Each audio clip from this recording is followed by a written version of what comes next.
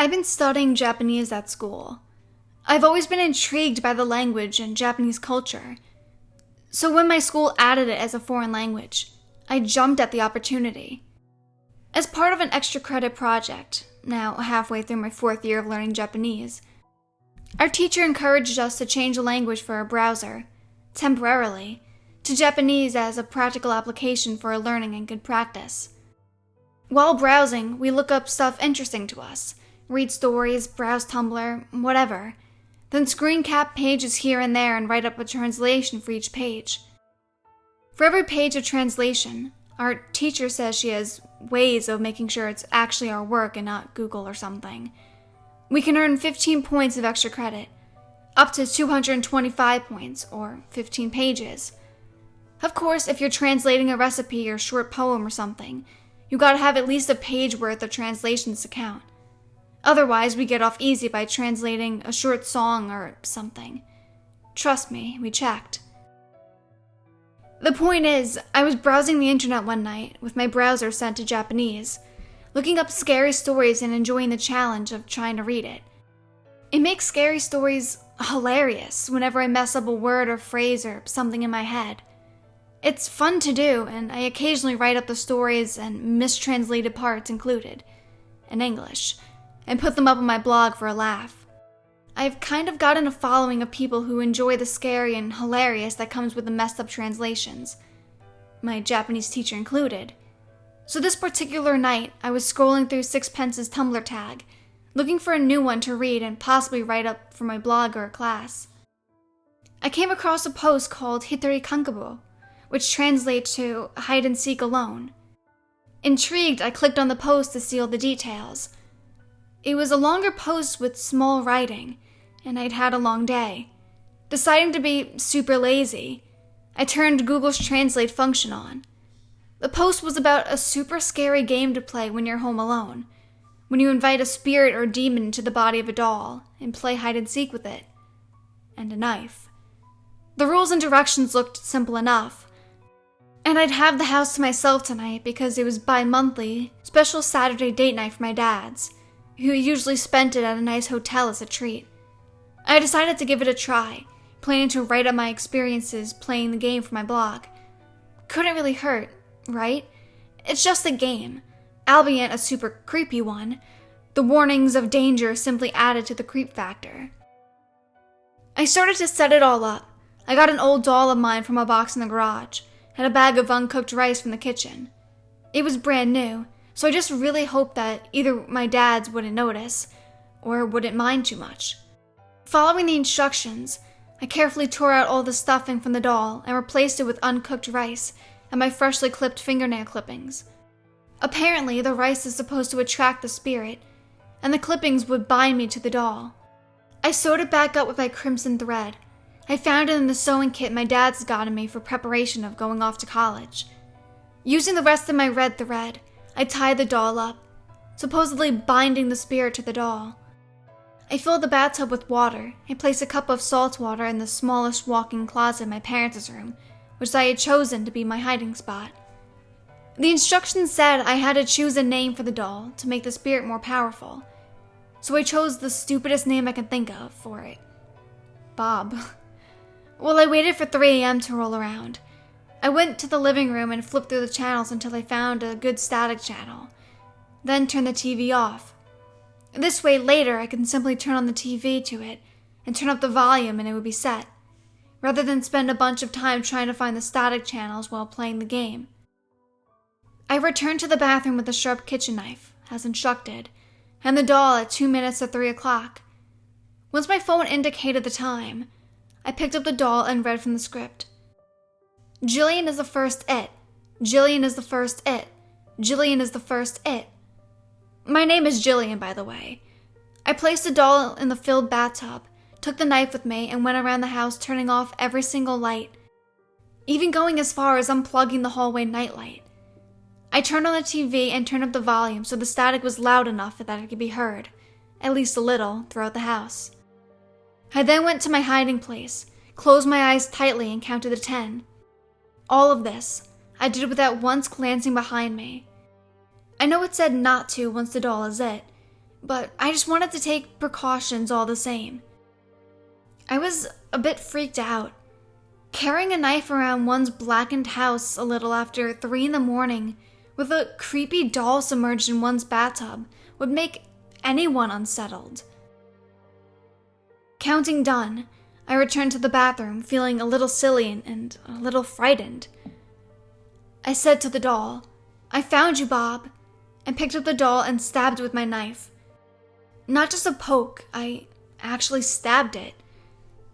It was a little cool since I'd never stabbed anything before, but also creepy.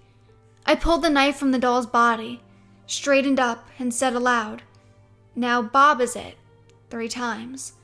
I placed the doll and the knife back in the bathtub and ran like wild dogs were snapping at my heels back to my hiding spot in my dad's closet. Running, I did not look back. I just ran and felt this terror in the pit of my stomach. It reminded me of when I was really little, returning to bed after getting up to go pee. I'd be so terrified something was following me in the dark that I'd take a flying leap across my room and dive under my covers to safety.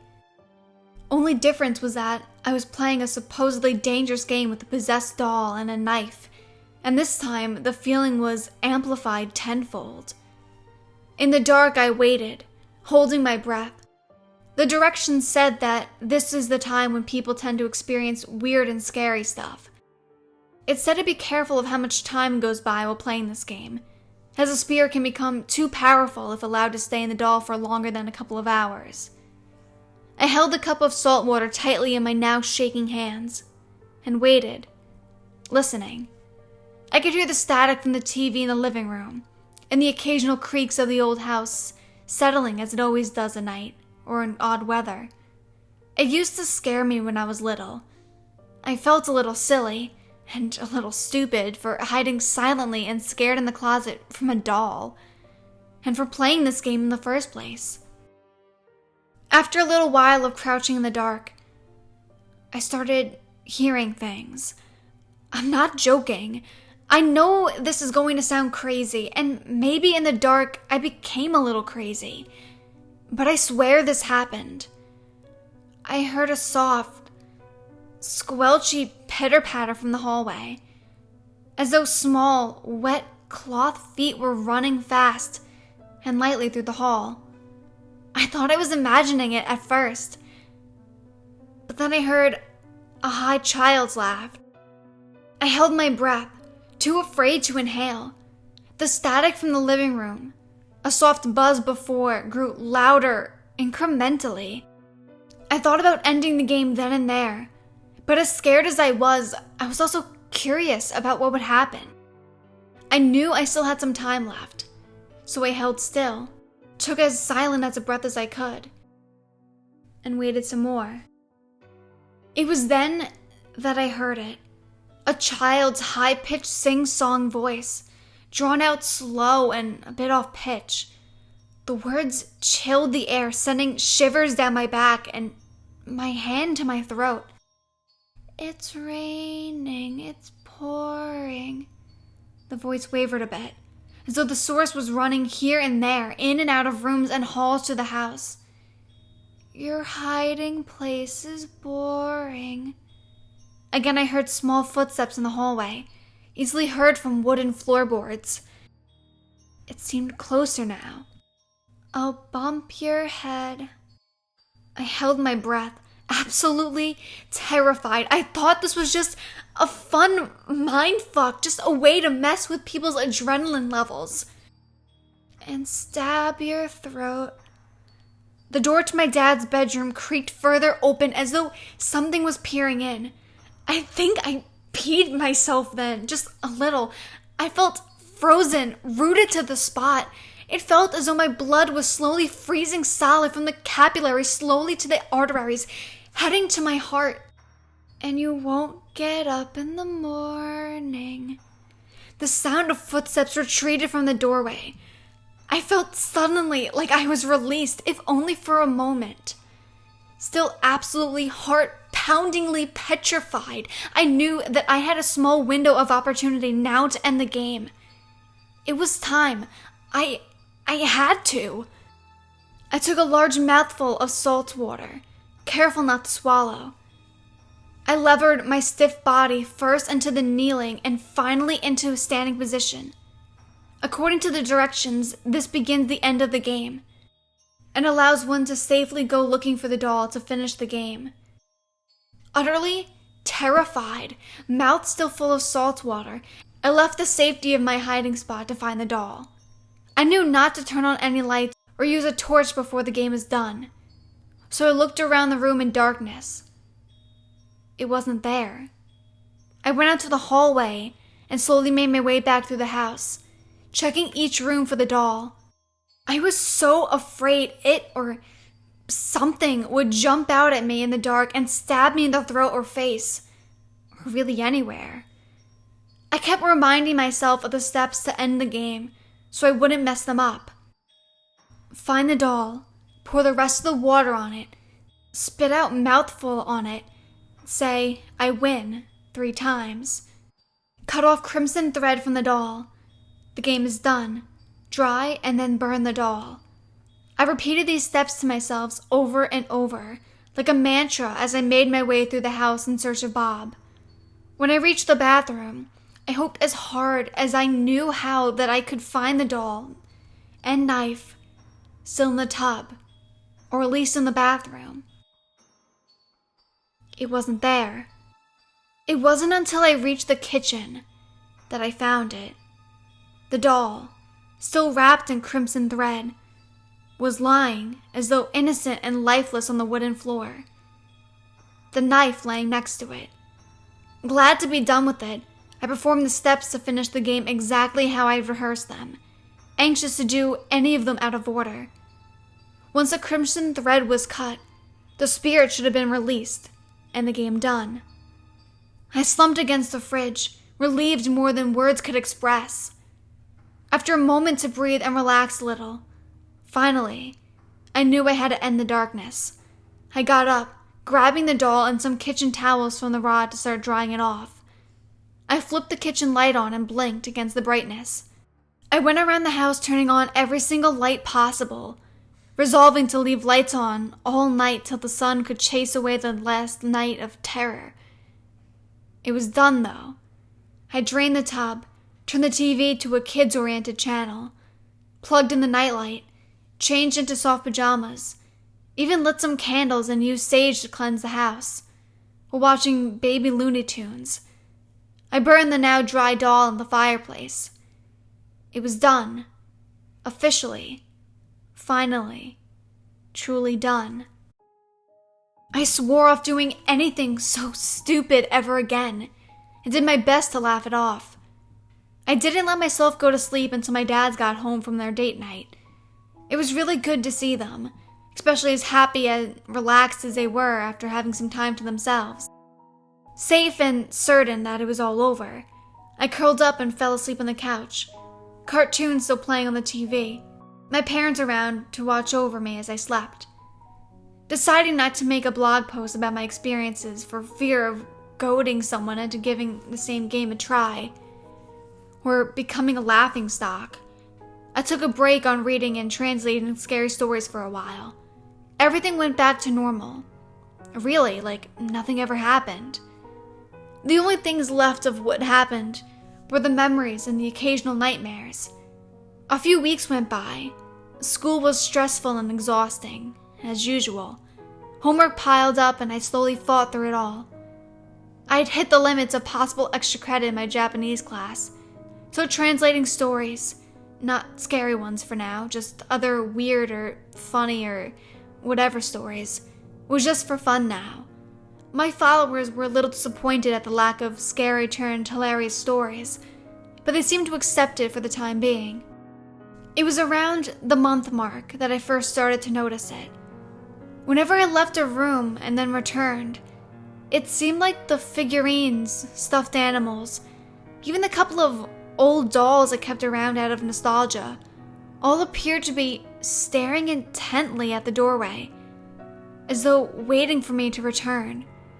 I knew it was stupid and just my imagination, so I shrugged it off. I've taken AP Intro into psychology. I knew the drill. Although it looked like they were looking at me, it was just my brain attributing living animal traits to the faces around me. It didn't even start to occur to me that it might be related to the game until a second month had gone by. I just couldn't shake the feeling the dolls, the statues, anything inanimate with a face, really, were watching me, waiting for me whenever I left the room. And not just my room. Mr. Snoot's class, mascot, teddy bear, always seemed to be facing me, watching me. When I visited my friend's house, it seemed to happen. Even with their younger siblings' Barbies. The dread built. I removed everything inanimate with a face from my room and from the house when I could, or I'd turn them away from facing a wall. Yet somehow I knew that wasn't enough. And perhaps it was one of my dad's or friends or something. But the ones I turned to face away from me inevitably faced the other way around by the next day, or the next time I saw it. I started feeling like it was more than just watching me. I swear I started hearing children laughing and singing.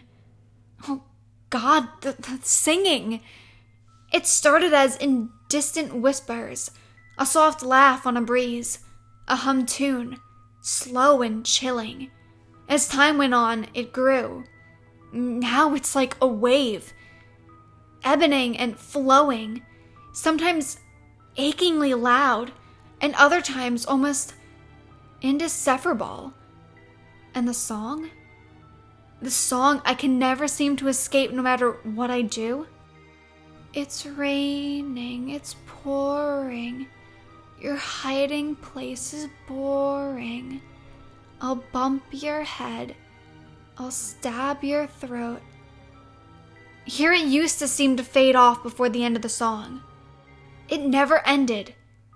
Never. I looked up as much as I could about the game. I searched translations, I searched in English. I wrote to bloggers and authors. I even wrote to an old pen pal of mine from my third year of Japanese class. I actually got his response in the mail today. That's why I'm writing this. To warn you. All of you. Dear readers, don't make any mistake. Don't play the game. Don't do what I did. Even if you do everything right. Don't do it. Don't even try. Don't even think of it. It was stupid. So very stupid. Takashi pointed out something in his letter that hadn't even occurred to me. I didn't even think when I did it. It seems so small even now, and yet so important, so vital. Why did I do that? Why? Why did I hit translation and rely on a machine for something so important as the instructions for how to safely play a life and death game with a demon? If only I had switched the browser to English and found a translation by expert humans, or even translated myself. I even went back to that page in Japanese and translated myself.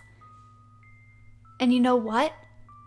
It's different when you translate it yourself or read the human-done translation available over the net.